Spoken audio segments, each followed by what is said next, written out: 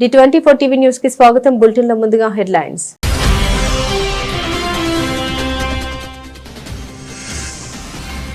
Ethiopia అత్యున్నత పురస్కారం అందుకున్న తొలి ప్రపంచ నేతగా మోదీ. 140 కోట్ల మంది భారతీయులకు అంకితమిస్తున్నట్లు ప్రకటించిన ప్రధాని.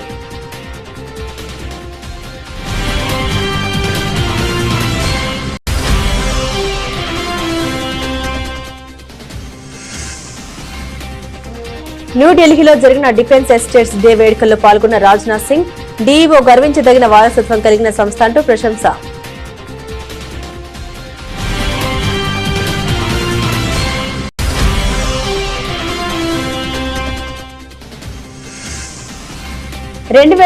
బ్రిక్స్ శిఖరాగ్ర సమావేశానికి ఆతిథ్యం ఇవ్వనున్న భారత్ వెల్లడించిన విదేశాంగ కార్యదర్శి సుధాకర్ దలేలా.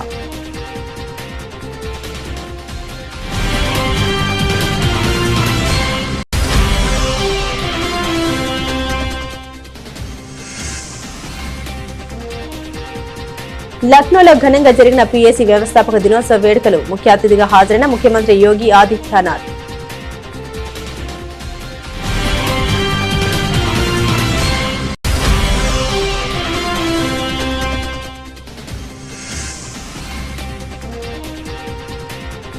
హైదరాబాద్ కు ఇండియన్ ఇన్స్టిట్యూట్ ఆఫ్ మేనేజ్మెంట్ మంజూరు చేయండి. కేంద్ర విద్యాశాఖ మంత్రి ధర్మేంద్ర ప్రధాన్ కి విజ్ఞప్తి చేసిన సీఎం రేవంత్.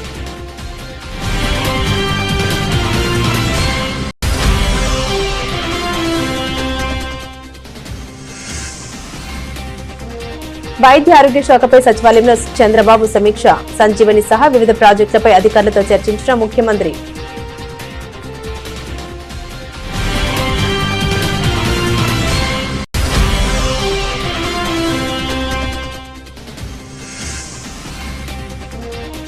కాంగ్రెస్ ఎమ్మెల్యేల బెదిరింపులకు భయపడవద్దు. కొత్త సర్పంచ్లకు కేటీఆర్ భరోసా.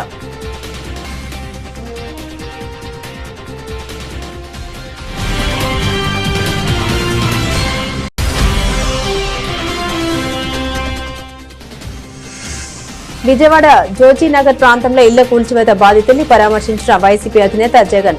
ఈ ఘటనపై తక్షణమే సీబీఐ విచారణ జరిపించాలని డిమాండ్.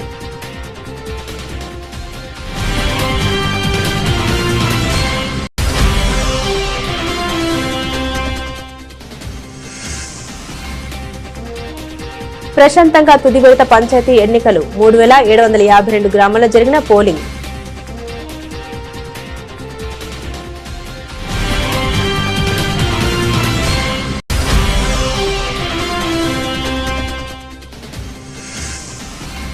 మెడికల్ కాలేజీల ప్రైవేటీకరణ వెనుక భారీ అవినీతి. అధికారంలోకి వచ్చాక లోతుగా దర్యాప్తు చేస్తామని మాజీ మంత్రి విడుదల రజనీ హెచ్చరిక.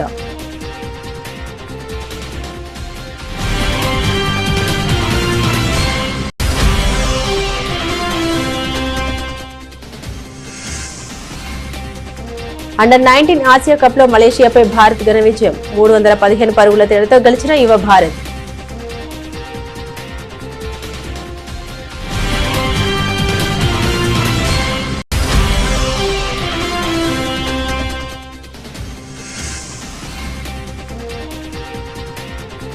దిగొచ్చిన బంగారం ధరలు. ముదుపర్లు లాభాల స్వీకరణకు దిగడంతో ధరల్లో కోత.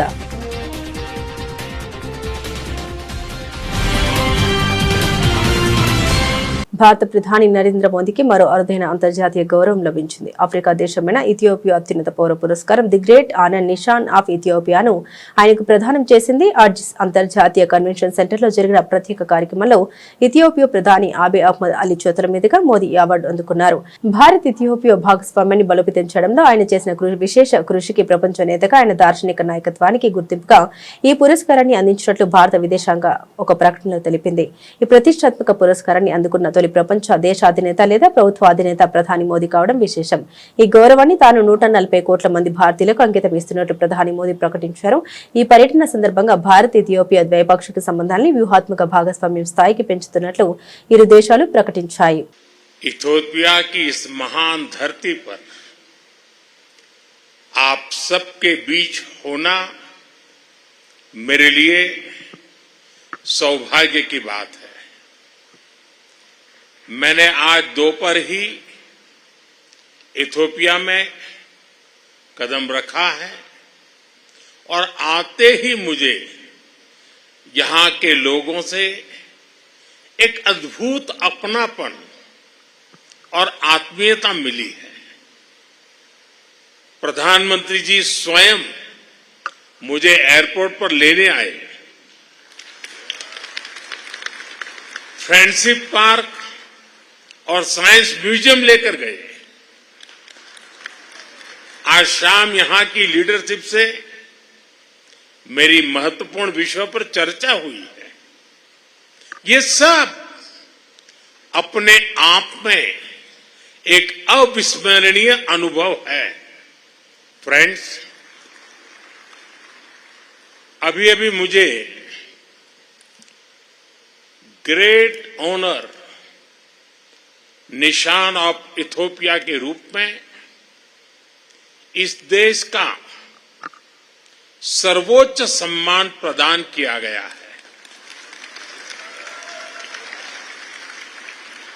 विश्व की अति प्राचीन और समृद्ध सभ्यता द्वारा सम्मानित किया जाना मेरे लिए बहुत गौरव की बात है।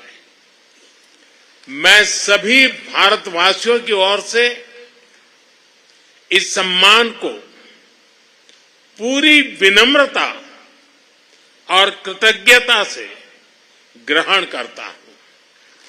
यह सम्मान उन డిఫెన్స్ ఎస్టేట్స్ ఆర్గనైజేషన్ అనేది గర్వించదగిన వారసత్వం కలిగిన సంస్థ. తరతరాలుగా దేశానికి సేవ చేస్తోందని రక్షణ మంత్రి రాజ్నాథ్ సింగ్ తెలిపారు. న్యూఢిల్లీలో జరిగిన డిఫెన్స్ ఎస్టేట్స్ డే వేడుకల్లో రక్షణ మంత్రి పాల్గొన్నారు. ఈ సందర్భంగా ఆయన మాట్లాడారు. డీఈఓ నిరంతరం అభివృద్ధి చెందుతూ కాలక్రమేణా కొత్త మార్పులకు అనుగుణంగా ఉంటుందని పేర్కొన్నారు. ఒక దేశం యొక్క బలాన్ని దాని ఆయుధాల ద్వారా మాత్రమే కొలవలేమని, దాని నిజమైన శక్తి దాని వ్యవస్థలు, పాలన మరియు విలువల్లో ఉంటుందన్నారు. పాలన నిజాయితీగా, పారదర్శకంగా మరియు సున్నితంగా ఉన్నప్పుడు అది దేశానికి బలమైన కవచంగా మారుతుందని తెలిపారు. और कितना महत्वपूर्ण है इसे सिर्फ इस बात से समझा जा सकता है कि आप लोग 17 लाख एकड़ से भी अधिक डिफेंस लैंड का मैनेजमेंट करते हैं। यह कोई, मैं मानता हूं, साधारण जिम्मेदारी नहीं है। यह बहुत बड़ी जिम्मेदारी है, क्योंकि हमारी जो डिफेंस लैंड है वह महज जमीन का टुकड़ा भर नहीं है, बल्कि हमारे डिफेंस मैकेनिज्म की एक बुनियाद है। और साथियों, यह संगठन अपने आप में एक लीगेसी इंस्टीट्यूशन है, एक परंपरा है, एक संस्कार है, एक ऐसा सतत प्रवाह है जो कई पीढ़ियों से राष्ट्र की सेवा करता आ रहा है। आपका संगठन जितना पुराना है, उतनी ही गहरी इसकी जड़ें हैं और उतनी ही व्यापक इसकी छाया है, जो समय समय पर देश की जरूरतों के अनुसार यह फैलती रहती है। यही किसी मजबूत और सस्टेनेबल ऑर्गेनाइजेशन की पहचान हुआ करती है। और साथियों, इस संगठन को देखकर मुझे मां गंगा का उदाहरण याद आता है। आप देखिए कि हर जगह गंगा जी के अलग अलग स्वरूप आपको देखने को मिलेंगे। हरिद्वार में गंगा जी कुछ और दिखती हैं, प्रयागराज में उनका स्वरूप बदल जाता है, कानपुर में उनका रंग और वेग ये अलग होता है। उनके किनारे बदलते हैं, स्थितियां भी बदलती रहती हैं, लेकिन कभी भी गंगा जी की पहचान नहीं बदली, उसका कोर कैरेक्टर नहीं बदला। ठीक उसी तरह यह संगठन भी समय के साथ इवॉल्व करता रहा। परिस्थितियां बदली, रोल्स बदले, रिस्पॉन्सिबिलिटीज बदली, नए चैलेंजेज आए, लेकिन इसका मूल स्वभाव वही रहा, discipline, service and unwavering commitment to the nation. భారతదేశం 2026 బ్రిక్స్ శిఖరాగ్ర సమావేశానికి ఆతిథ్యం ఇవ్వనున్నట్లు విదేశాంగ శాఖ కార్యదర్శి సుధాకర్ దలేలా వెల్లడించారు. ఈ సందర్భంగా ఆయన మాట్లాడారు. ఇథియోపియా గత సంవత్సరం మాత్రమే బ్రిక్స్ లో చేరిందని, ఇథియోపియాను బ్రిక్స్ కు స్వాగతించడానికి తాము సంతోషిస్తున్నామని అన్నారు. వచ్చే ఏడాది జనవరిలో ప్రారంభమయ్యే బ్రిక్స్ ఫ్రేమ్ వర్క్ ల శుభసూచకం కింద తాము అనేక కార్యకలాపాలను నిర్వహించబోతున్నామని పేర్కొన్నారు.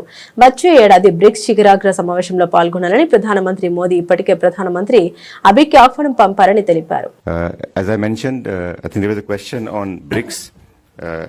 As I mentioned to you, Ethiopia has only joined BRICS last year, and we are delighted to welcome Ethiopia in BRICS, and we are going to host a host number of activities under the auspices of BRICS framework beginning January next year.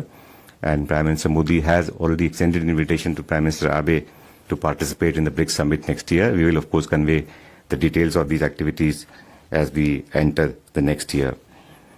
There was also a question on how India and Ethiopia can work together to promote greater voice of Africa and African representation in multilateral forums.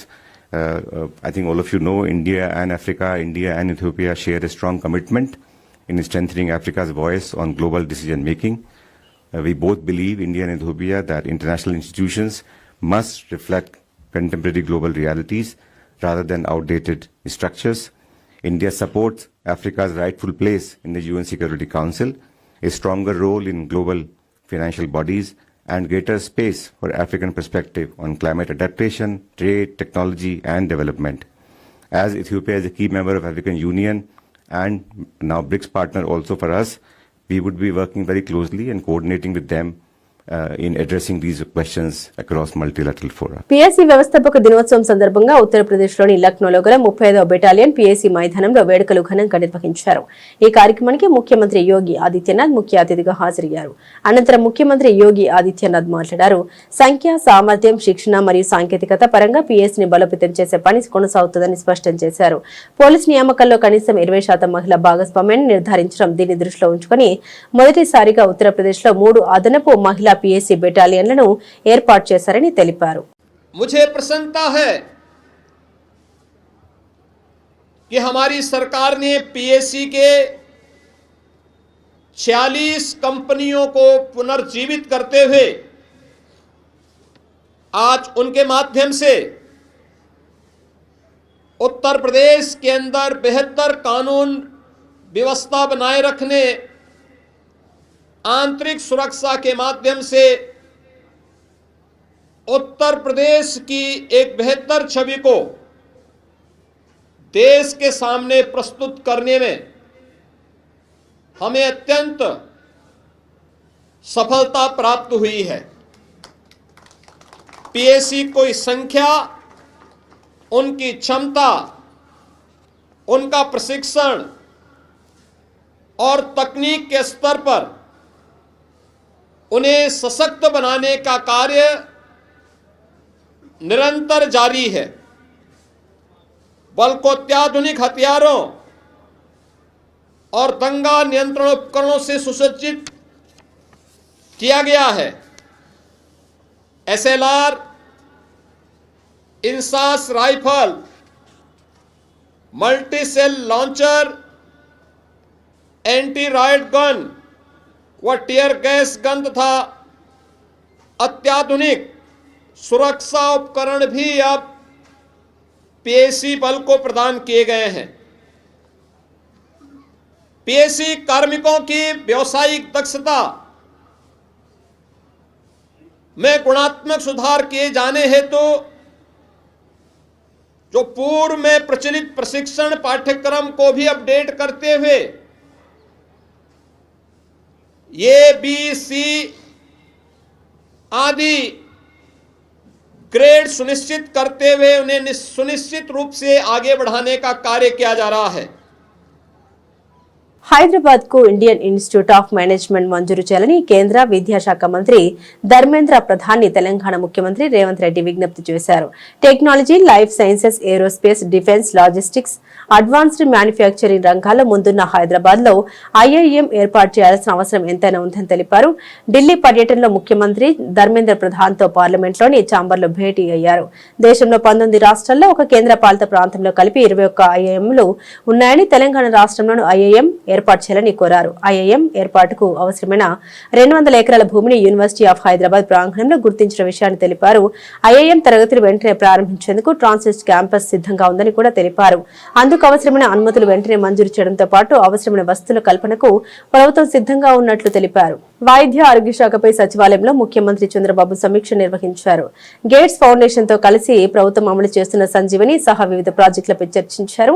మెరుగైన ప్రజారోగ్య నిర్వహణకు జాతీయ, అంతర్జాతీయ స్థాయిలో వైద్యారోగ్య రంగంలోనూ నిపుణులతో సంప్రదింపులు జరిపారు. వీడియో కాన్ఫరెన్స్ ద్వారా సమీక్షకు UNAIDS ప్రతినిధి Peter Point, WHO scientist Soumya Swaminathan, AIG chairman D Nageshwar Reddy, Singapore ప్రతినిధి professor Iking Teo, Aarti Ahuja, Rizwan Koita, Srikanth Nathamuni, Gagandeep Kang, Margaret, Elizabeth, Nikhil Tandon, ఇతర వైద్య నిపుణులతో కూడిన అత్యున్నత స్థాయి సలహా బృందం సభ్యులు హాజరయ్యారు.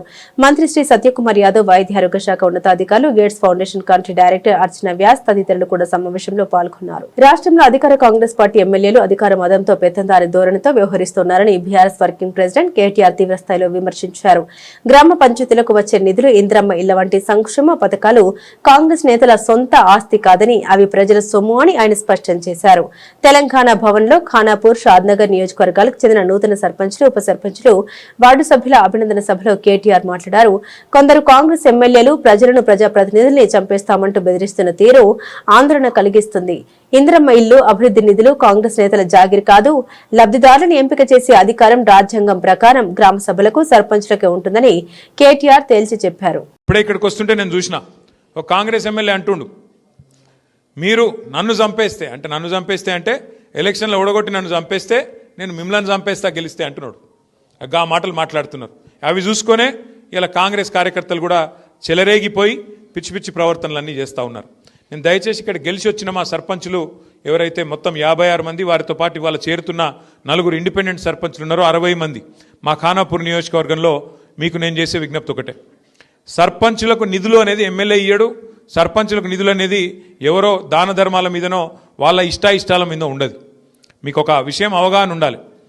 అవగాహన ఏముండాలి అంటే భారతదేశంలో మనకు 5 అంచెల్లో ప్రభుత్వాలు ఉన్నాయి, 5 స్థాయిల్లో ప్రభుత్వాలు ఉన్నాయి. ఢిల్లీలో కేంద్ర ప్రభుత్వం ఉంటుంది, హైదరాబాద్లో రాష్ట్ర ప్రభుత్వం ఉంటుంది, జిల్లా కాడికి వచ్చే వరకు మీ నిర్మల్ జిల్లాలో నిర్మల్ జిల్లా పరిషత్ ఉంటుంది, ఆదిలాబాద్ జిల్లాలో ఆదిలాబాద్ జిల్లా పరిషత్ ఉంటుంది, మంచిర్యాలలో మంచిర్యాల జిల్లా పరిషత్తు, ఆసిఫాబాద్లో ఆసిఫాబాద్ జిల్లా పరిషత్ ఉంటుంది. దాని కిందికి వస్తే మండల పరిషత్తు, ఇంకా కిందికి వస్తే గ్రామ పంచాయతీ. అంటే 5 అంచెల్లో కింద గ్రామ పంచాయతీ, మీద మండల పరిషత్తు, దాని మీద జిల్లా పరిషత్తు, దాని మీద రాష్ట్ర ప్రభుత్వం, దాని మీద కేంద్ర ప్రభుత్వం. ఇట్లా 5 అంచెల్లో ప్రభుత్వాలు ఉంటాయి. ఎట్లయితే ఒక రాష్ట్రానికి ముఖ్యమంత్రిగా ఒక వ్యక్తి ఉంటారో, ఆయనకు మంత్రిమండలి ఉంటుందో, అట్లాగే గ్రామానికి గ్రామ పంచాయతీకి సర్పంచ్ గారికి అదనంగా వార్డు మెంబర్లు, ఉప సర్పంచులు అందరూ కూడా తోడుగా ఉంటారు. అంటే ఏ స్థాయిలో ప్రభుత్వం ఆ పద్ధతిలో నడవాలన్న ఉద్దేశంతో, స్థానిక ప్రభుత్వాలు కూడా మంచిగా ఉండాలన్న ఉద్దేశంతో రాజ్యాంగంలో, బాబాసాహెబ్ అంబేద్కర్ గారు రాసిన రాజ్యాంగంలో మనకు హక్కులు మనకు పొందుపరచబడి ఉన్నాయి. ఇవాళ ఎవడన్నా ఎమ్మెల్యే నేను ఇందిరమ్మ ఇల్లియా, నేను ఫలానదియా అంటే మీరు వాళ్ళకి చెప్పాల్సింది ఒకటే, నువ్వు ఇచ్చేదేమి నీ సొత్తు కాదు, నీ అయ్య సొత్తు, నీ అత్త సొత్తు కాదు, రాజ్యాంగం బాబాసాహెబ్ రాసిన రాజ్యాంగం ప్రకారం నా గ్రామానికి నిధులు రావాలే, ఎట్లా ఇయ్యవు నువ్వు అని నిలదీసే హక్కు మనకున్నది. ఆ విచక్షణ కూడా మనం తప్పకుండా తెచ్చుకొని మన హక్కుల కోసం మనం కొట్లాడాలా. విజయవాడ నగరంలోని జోజీ నగర్ ప్రాంతంలో ఇళ్ల కూల్చివేశారంటూ వైసీపీ అధినేత జగన్ తీవ్రంగా స్పందించారు. ఈ ఘటనపై తక్షణమే సీబీఐ విచారణ జరిపించాలని ఆయన డిమాండ్ చేశారు. కూల్చివేతలకు గురైన బాధితుల్ని పరామర్శించి వారికి సంఘీభావం తెలిపారు. సుప్రీంకోర్టులో కేసు విచారణలో ఉండగా డిసెంబర్ 31 వరకు బాధితులకు ఊరట లభించినప్పటికీ భారీ పోలీస్ బందోబస్తు మధ్య ఇళ్లను కూల్చివేయడం దారుణమని అన్నారు. ఈ సందర్భంగా జగన్ మీడియాతో మాట్లాడారు. 150 కోట్ల విలువైన 2.17 ఎకరాల భూమిని ప్రైవేటు వ్యక్తులకు కట్టబెట్టేందుకే ఈ కుట్ర జరిగిందని ఆరోపించారు. చంద్రబాబు గత ప్రభుత్వ హయాంలోనే నకిలీ పత్రాలు సృష్టించి 2016లో బ్యాక్ డేట్ తో ఒక బోగస్ సొసైటీని రిజిస్టర్ చేసి ఉద్దేశపూర్వకంగా న్యాయపరమైన వివాదాన్ని సృష్టించారని విమర్శించారు. ఈ కూల్చివేతల వెనుక ముఖ్యమంత్రి చంద్రబాబు, నారా లోకేష్, స్థానిక ఎంపీ, జనసేన కార్పొరేటర్ హస్తముందని ఆయన ఆరోపించారు. దాదాపుగా 42 కుటుంబాలు 25 సంవత్సరాలుగా ఈ 42 కుటుంబాలు ఇక్కడే నివాసమై ఉంటున్నాయి. 25 సంవత్సరాలుగా వీళ్ళు మాదిరిగా ఇల్లు కట్టుకొని ఉన్నారు. ఈ మాదిరిగా ధ్వంసం చేశారు. 25 సంవత్సరాలుగా వీళ్ళు ఇక్కడ ఇంట్లో ఇల్లు కట్టుకొని ఇక్కడే ఉంటా ఉన్నారు. ఓవైపు ఏమో సుప్రీంకోర్టుకు సంబంధించి, సుప్రీంకోర్టులో ఈ స్థలానికి సంబంధించి ఓవైపు ఏమో న్యాయ పోరాటం జరుగుతూ ఉంది. సుప్రీంకోర్టులో పిటిషన్ పెండింగ్ లో ఉంది. డిసెంబర్ 31వ తారీఖు వరకు పోలీసులను డిసెంబర్ 31వ తారీఖు వరకు ఈ 42 కుటుంబాలకు సుప్రీంకోర్టు ఊరటనిచ్చింది. డిసెంబర్ 31వ తారీఖు వరకు సుప్రీంకోర్టులో ఊరట పొందిన ఈ కేసులో ఈ 42 కుటుంబాలు ఓవైపున సుప్రీంకోర్టులో కేసు పెండింగ్ ఉండగానే 31వ తారీఖు వరకు ఊరట ఉండగానే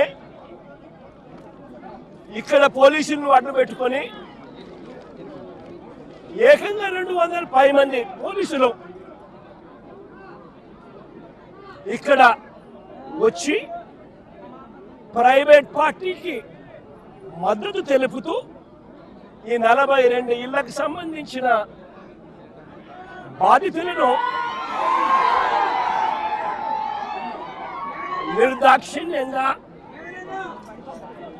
వాళ్ళ ఇంట్లో ఉండగానే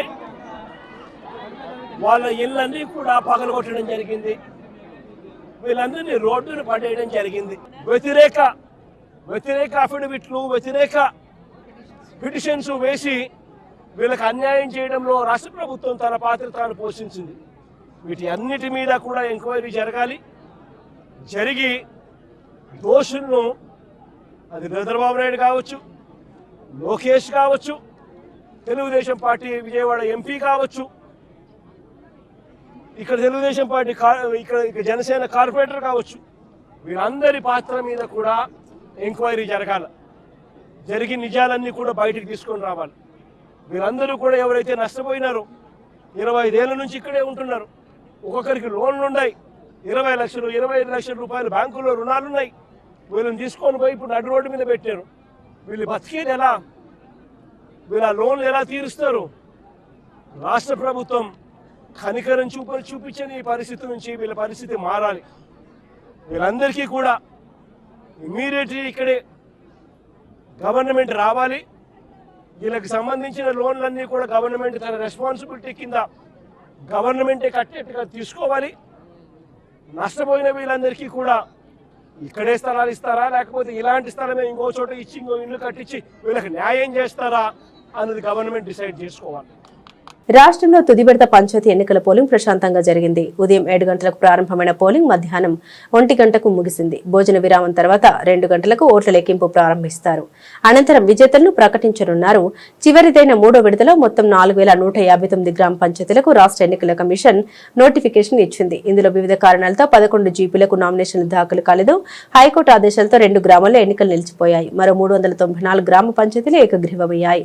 మిగిలిన 3752 గ్రామాల్లో పోలింగ్ నిర్వహిస్తున్నారు. మొత్తం 53,06,401 మంది ఓటర్లు ఉండగా వీరిలో పురుషులు 26,01,861 మంది, మహిళలు 27,04,394 మంది, 140 మంది ఇతరులు ఉన్నారు. తుది విడత మొత్తం 36,452 వార్డుల కోసం నోటిఫికేషన్ ఇచ్చారు. వీటిలో 116 వార్డులకు నామినేషన్లు పడలేదు. మరో 7,908 వార్డులు ఏకగ్రీవమగా 18 వార్డుల్లో ఎన్నికలు నిలిచిపోయాయి. మిగిలిన 28,410 వార్డులకు గాను 75,725 మంది పోటీలో ఉన్నారు.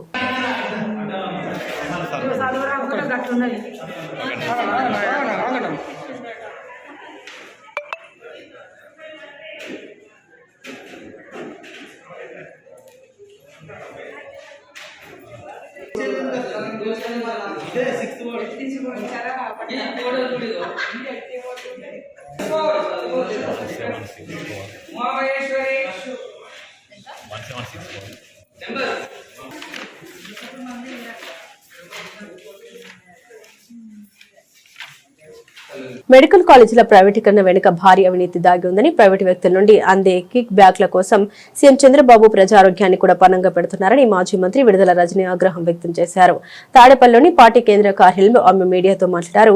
పీపీపీ పేరుతో మెడికల్ కాలేజీలని, వాటికి చెందిన విలువైన భూముల్ని అప్పనంగా కట్టబెట్టడమే కాకుండా ప్రైవేట్ కాలేజీల నిర్వహణకు, స్టాఫ్ జీతాలకు 2 ఏళ్ల ప్రభుత్వమే నిధులు సమకూర్చడం చూస్తే ఎన్ని వేల కోట్లు చేతులు మారుతున్నాయో స్పష్టంగా తెలిసిపోతుందని తెలిపారు. చేయడానికి కానీ ఈ చదువులు చదివేటువంటి విద్యార్థులకు అవసరం అయితే డిజర్వింగ్ స్టూడెంట్స్ కి సెంట్రల్ గవర్నమెంట్ అలాగే స్టేట్ గవర్నమెంట్ రెండు కూడా కలిపి పనిచేసి అవసరమైతే ఆ డిజర్వింగ్ స్టూడెంట్స్ కి ఈ మెడికల్ ఎడ్యుకేషన్ చదువుకోవడానికి ఎంకరేజ్ చేద్దాం అనేటువంటి ఆలోచనని రికమెండ్ చేస్తూ చెప్తుంది. అండ్ రెండోది ఇందులో చెప్పినటువంటి పాయింట్, ఒకవేళ బట్ పరిస్థితి అయితే ఇక ఏ ఆప్షన్ లేకపోతే ఆ రాష్ట్రంలో ఆ మెడికల్ సీట్లు తక్కువ ఉండి ఆ మెడికల్ కాలేజ్ కూడా లేనటువంటి పరిస్థితిలో ఉంటే ఆ రాష్ట్రంలో అట్రాక్ట్ చేయడానికి ఇంకా వైద్య విద్యని పెంపొందించడానికి అవసరమైతే ప్రైవేట్ వాళ్ళని పిలిచి పీపీపీ విధానంలో వాళ్ళని లేనటువంటి పక్షాన, స్టేట్ ఖర్చు పెట్టలేనటువంటి పక్షాన ఉంటే వచ్చి అప్పుడు ఆ ఆలోచనని చూడండి అని చెప్పి ఇందులో స్పష్టంగా చెప్తా ఉంది. అయితే ఇక్కడ మనం ఆలోచిస్తే ఎక్కడా కూడా ఈ పార్లమెంటరీ స్టాండింగ్ కమిటీ అనేది ఉన్నటువంటి ఆల్రెడీ ల్యాండ్ ఉండి, గవర్నమెంట్ ల్యాండ్ ఉండి దానికి ఫండ్స్ టైఅప్ చేసి కావాల్సినటువంటి ఇన్ఫ్రాస్ట్రక్చర్ ని లే చేసి ఇంకా కొంత కన్స్ట్రక్షన్ లో ఉన్నటువంటి ఆ కాలేజెస్ కొన్ని చోట్ల కొంతవరకు రిక్రూట్మెంట్ అయినటువంటి పరిస్థితులు ఉన్నప్పటికీ ఇవన్నీ పక్కన పెట్టి ఎక్కడ కూడా ఇవి పీపీపీకి ఇవ్వమని ఎక్కడా కూడా ఈ కమిటీ రికమెండేషన్స్ లో లేవు. టీమిండియా యువ ఆటగాడు అభిజ్ఞాన్ కుందు సెంచరీతో అండర్-19 ఆసియా కప్ 2025లో మలేషియాను భారత్ చిత్తుగా ఓడించింది. మలేషియాతో జరిగిన మ్యాచ్ లో యువ భారత్ 315 పరుగుల తేడాతో ఘన విజయం సాధించింది. టాస్ ఓడి మొదట బ్యాటింగ్ చేసిన భారత జట్టు నిర్ణీత 50 ఓవర్లలో 7 వికెట్లు కోల్పోయి 408 పరుగుల భారీ స్కోర్ చేసింది. భారీ టార్గెట్ తో బ్యాటింగ్ కు దిగిన మలేషియా 93 పరుగులకే కుప్పకూలింది. భారత బౌలర్లలో దీపేష్ దేవేంద్రన్ 5 వికెట్లు తీసి మలేషియా పతనాన్ని శాసించాడు. ఉదయ్ మోహన్ 2, కిషన్ కుమార్ సింగ్, ఖాలాన్ పటేల్, కాంచిక్ చౌహాన్ 1 వికెట్ సాధించారు. భారత బ్యాటర్లో 5వ స్థానంలో వచ్చిన 17 అభిజ్ఞాన్ కుందు డబుల్ సెంచరీతో మలేషియా బౌలర్లపై విరుచుకుపడ్డారు. భారత బ్యాటర్లలో వేదాంత్ త్రివేది, వైభవ్ సూర్యవంశీ రాణించారు. అండర్-19 ఆసియా కప్ 2025 టోర్నీలోని గ్రూప్ ఏ టేబుల్ పట్టికలో భారత్ 3 విజయాలతో టాప్ ప్లేస్ లో ఉంది. ఇటీవల రికార్డు స్థాయిని తాకిన బంగారం ధరలు తాజాగా దిగొచ్చాయి. ముదుపర్లు లాభాల స్వీకరణకు దిగడంతో ధరల్లో కోతపడింది. గుడ్ రిటర్న్స్ వెబ్సైట్ ప్రకారం 24 క్యారెట్ల 10 గ్రాముల బంగారం ధర 1,33,850గా ఉంది. నిన్న ఇదే సమయానికి ఉన్న రేటుతో పోలిస్తే సుమారు 1,500 మేర కోతపడింది. ఆర్నమెంటల్ బంగారం ధర కూడా భారీగా తగ్గి 1,22,690కి చేరుకుంది. వెండి ధరలు కూడా కాస్త నెమ్మదించాయి. ప్రస్తుతం కిలో వెండి 1,99,000గా ఉంది. ముదుపర్లు ప్రాఫిట్ బుకింగ్ కు దిగడంతో పాటు ఉక్రెయిన్ రష్యా మధ్య శాంతి ఒప్పందంపై చర్చలు సానుకూలంగా సాగుతున్నాయన్న సంకేతాలు గోల్డ్ కు డిమాండ్ తగ్గించాయి.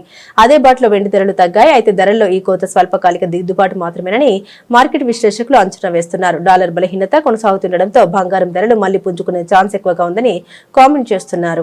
బులెటిన్ ముగించే ముందు హెడ్లైన్స్ మరోసారి.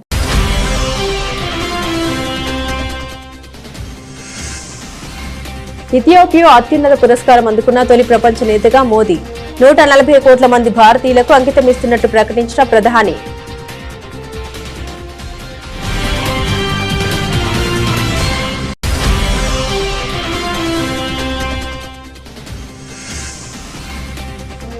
న్యూఢిల్లీలో జరిగిన డిఫెన్స్ ఎస్టేట్స్ డే వేడుకల్లో పాల్గొన్న రాజ్నాథ్ సింగ్.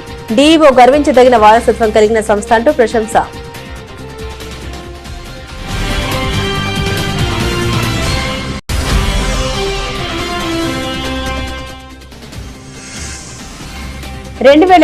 బ్రిక్స్ శిఖరాగ్ర సమావేశానికి ఆతిథ్యం ఇవ్వనున్న భారత్ వెల్లడించిన విదేశాంగ కార్యదర్శి సుధాకర్ దలేలా.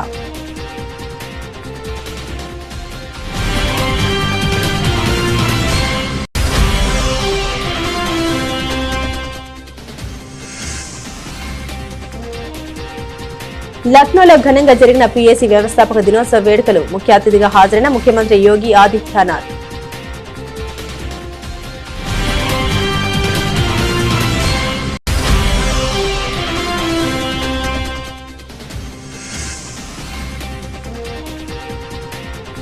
హైదరాబాద్ కి ఇండియన్ ఇన్స్టిట్యూట్ ఆఫ్ మేనేజ్మెంట్ మంజూరు చేయండి. కేంద్ర విద్యాశాఖ మంత్రి ధర్మేంద్ర ప్రధాన్ కి విజ్ఞప్తి చేసిన సీఎం రేవంత్.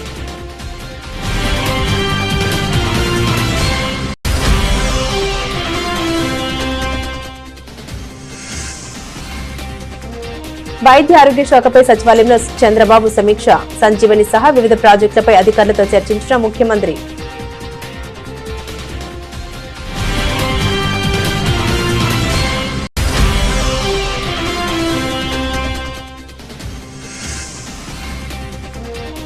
కాంగ్రెస్ ఎమ్మెల్యేల బెదిరింపులకు భయపడవద్దు. కొత్త సర్పంచ్లకు కేటీఆర్ భరోసా.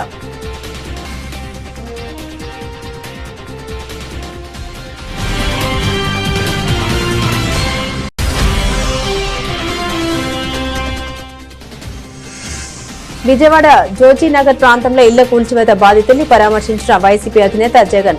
ఈ ఘటనపై తక్షణమే సీబీఐ విచారణ జరిపించాలని డిమాండ్.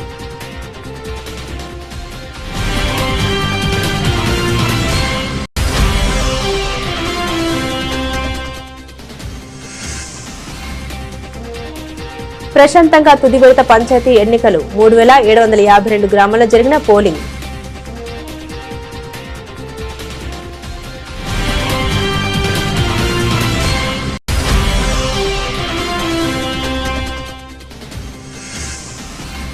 మెడికల్ కాలేజీల ప్రైవేటీకరణ వెనుక భారీ అవినీతి. అధికారంలోకి వచ్చాక లోతుగా దర్యాప్తు చేస్తామని మాజీ మంత్రి విడుదల రజనీ హెచ్చరిక.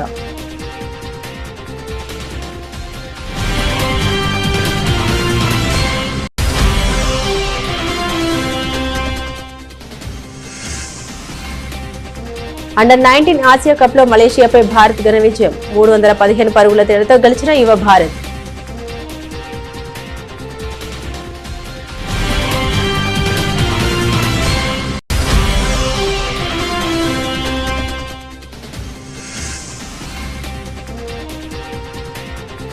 దిగొచ్చిన బంగారం ధరలు, ముదుపర్లు లాభాల స్వీకరణకు దిగడంతో ధరల్లో కోత.